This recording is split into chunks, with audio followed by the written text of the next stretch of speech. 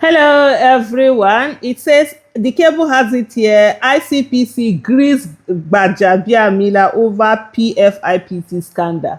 Yeah, they are grilling him. I saw a tweet where someone said they are grilling him like the barbecue that he is. Yesterday, this when it was breaking, this was brought to my head. I'm like, oh, I come and break this. I'm like, please, there's nothing to break over there. They are just doing boju and whatever it is that they are going to do just for the facial whatever it is. But let's look at it. It says the Independent Corrupt Practices and Other Related Offences Commission (ICPC) has interrogated Femi Gbajabiamila, Chief of Staff to Bola Tinubu, over his alleged role in the emergence of the controversial Presidential Foreign Investment Promotion Council (PFIPC).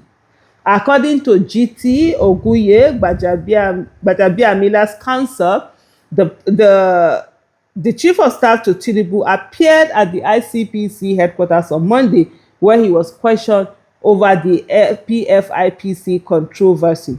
Oguye and Gbajabiamila gave his testimony and responded to questions before returning to his duty post, in full cooperation with the ICPC, acting as directed by the president of Nigeria. Which president of Nigeria?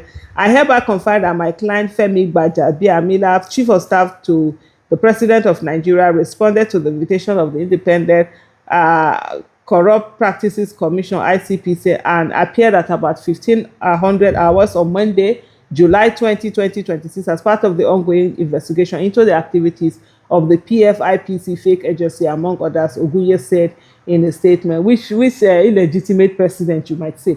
But let me just come here to talk about the fact that, yes, they say that Tinubu had asked for this investigation to go on. The same Tinubu that asked for the investigation to go on is the same Tinubu that said that he has confidence in his chief of staff. So how are you having confidence in your chief of staff and you're telling agencies to go and do an investigation? Definitely, you've already told them the end result of the investigation. How are they going to go and dare, especially someone like Tinubu that is known to be vindictive and he can go after anything and anyone? Who is that person that is going to dare go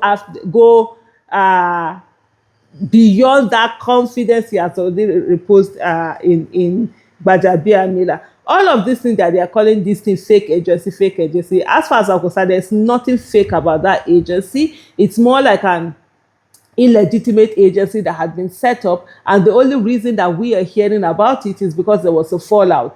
And for me, the most important thing also that agencies should be looking at are looking at the likes of EFCC. That EFCC is always blind when it sees real agency, but when it comes to going after people to say, oh, people are doing naira mutilation, kiniko and whatever, that's when you see EFCC jumping up and down like excited Christmas goat that is seeing things being bought in the house and music playing, forgetting that they will soon also be on that particular table. We once saw an EFCC chairman, that had to spend how many months, incarcerated after, I think that was Bauer, after he left office. So most of these people here that are abusing the state, that are in doing all manner of things, forget that tomorrow they can also become, victims of this all. And so the counsel continued by saying, my client gave his testimony, responded to questions accordingly, and has returned to his duty post. On July 2nd, Tinubu directed ICPC to conduct a thorough investigation into the controversial PFIPC scandal. And just even to look at this, why would the ICPC wait for a directive to investigate the scandal? Isn't that the first thing that they should be doing? And so the EFCC, because they've not been given directive, is that also the reason why they've not started any investigation into this very massively corrupt process that we have seen here? And this whole particular thing has not just stayed in Nigeria; it has also gone global. Where you are having a whole agency being created, meeting officials, having meetings with government. Shetima was meeting with this guy, for crying out loud. This guy was able to get office, was able to get bank account opened with CBN. All of the process that needed to be done. There needs to be a thorough investigation. You understand? A forensic investigation, an audit trail of all the process from the beginning. How do you set up an agency? What are the processes that are supposed to be followed? What was it that was missed? You know, who are the people that signed off on certain things to make certain things happen? Because you couldn't just have gotten a bank account without certain process being filled. Who are the people in charge of those processes? What did they see to allow to make them go ahead and do this thing? This is what needs to be followed if there was a genuine, you know, investigation of this case. But of course, what are you investigating? You are investigating.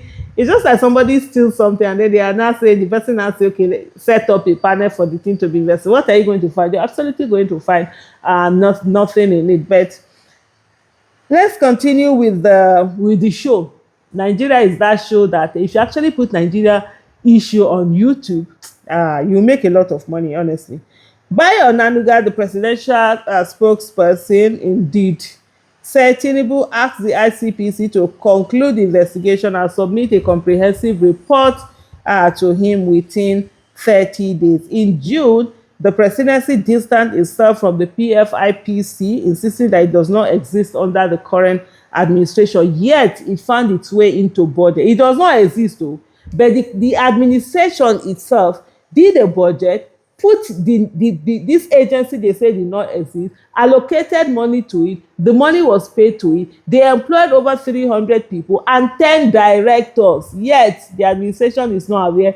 What is the administration aware of? But even the administration itself is fake, so what else do we expect from a fake government? It will definitely be bringing fake agencies and what have you.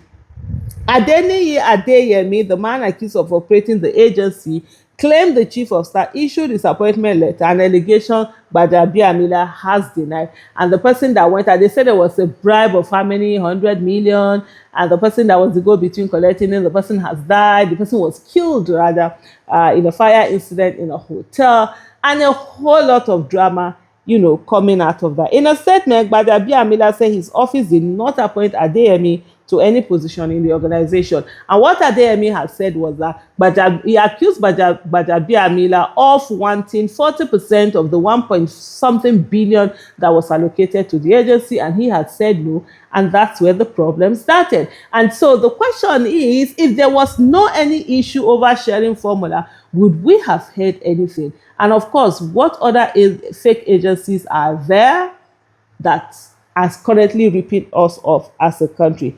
However, at a press conference on June 26, Adeyemi questioned the June 12 statement issued by Gbajabiamila, in which the chief of staff said the PFIPC does not exist under Tinubu administration, illegitimate.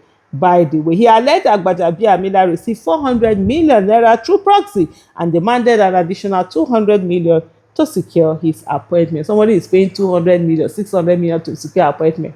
Not be work, the person they go work now. Now to steal and to lose. Because if you're going to, you will not pay to go and serve. Anyway, let me go and look for a better story. Let me talk about. Thank you so much for watching. Bye.